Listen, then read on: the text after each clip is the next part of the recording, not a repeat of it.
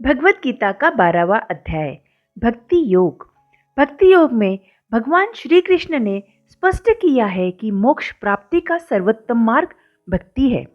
अर्जुन के प्रश्न के उत्तर में भगवान ने कहा है कि साकार भक्ति आसान और प्रभावी है, जबकि निराकार ब्रह्म की उपासना कठिन है, क्योंकि इसमें मन को निराकार ब्रह्म में स्थिर करना और इंद्रियों को पूर्ण रूप से नियंत्रित करना आवश्यक होता है।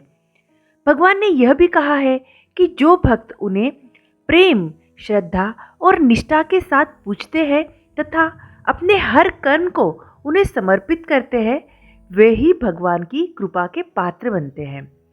उन्होंने भक्ति के क्रमिक साधनों को भी बताया है, जिसमें यदि मन को भगवान में स्थिर करना कठिन हो तो अभ्यास, निष्काम कर्म और अंत में त्याग का मार्ग अपनाने का सुझाव दिया गया है। भगवान ने आदर्श भक्त के गुणों का वर्णन करते हुए कहा है कि जो भक्त दूसरों के प्रति द्वेष भाव नहीं रखता है, दयालु है, अहंकार रहित है, क्षमाशील है, हर परिस्थिति में संतोषी है, अपनी इंद्रियों को वश में रखता है, निष्काम भाव से कार्य करता है और शत्रु मित्र में समान दृष्टि रखता है, वह भगवान को अति प्रिय होता है। ऐसा भक्त अपने जीवन में हर परिस्थिति में शांति और समता बनाए रखता है।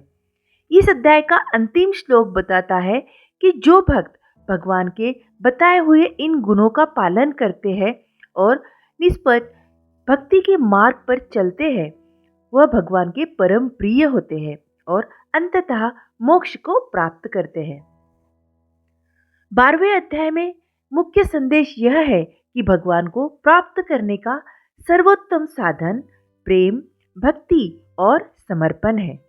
यह भक्ति योग न केवल आध्यात्मिक उन्नति के लिए महत्वपूर्ण है, बल्कि एक शांत और संतुलन जीवन जीने की कला भी सिखाता है।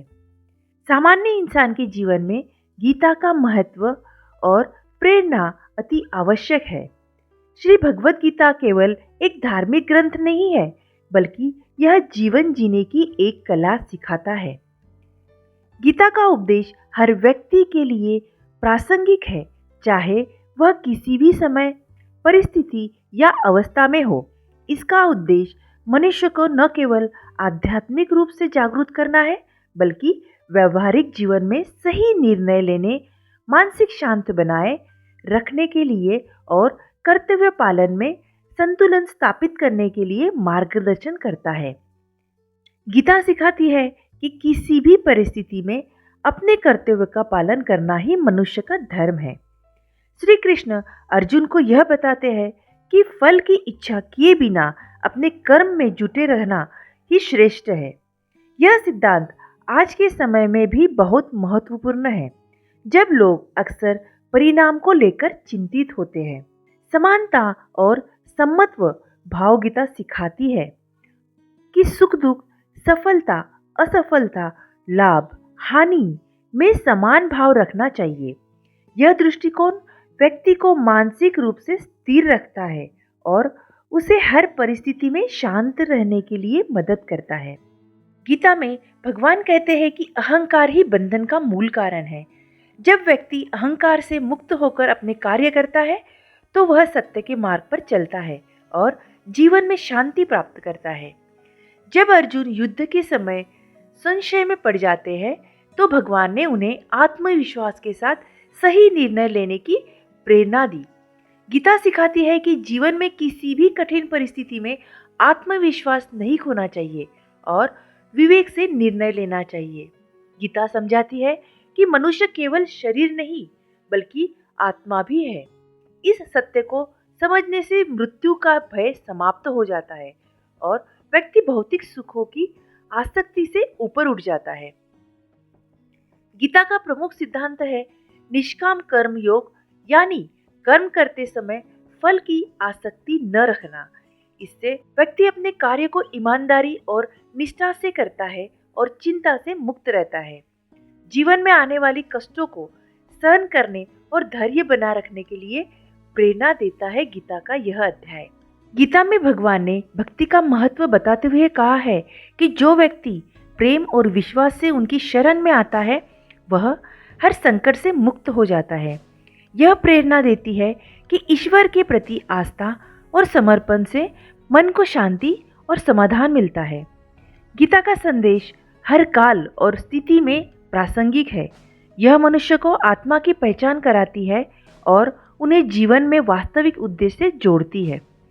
गीता से हमें यह प्रेरणा मिलती है कि हम अपने कर्तव्य पर डटे रहे, परिस्थितियों से घबराए बिना धैर्यपूर्ण आगे बढ़ते रहे और मन, वचन तथा कर्म से ईश्वर में अटूट विश्वास बनाए रखें।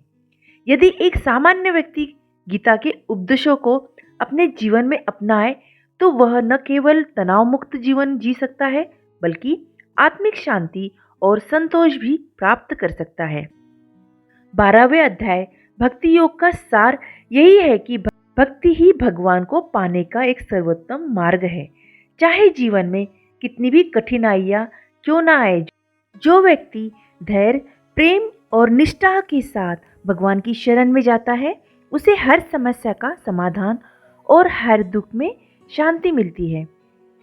गीता हमें सिखाती है कि जब हम सच्चे हृदय से अपने कर्तव्य को निभाते हैं और बिना किसी अपेक्षा के कर्म करते हैं तो सफलता निश्चित होती है।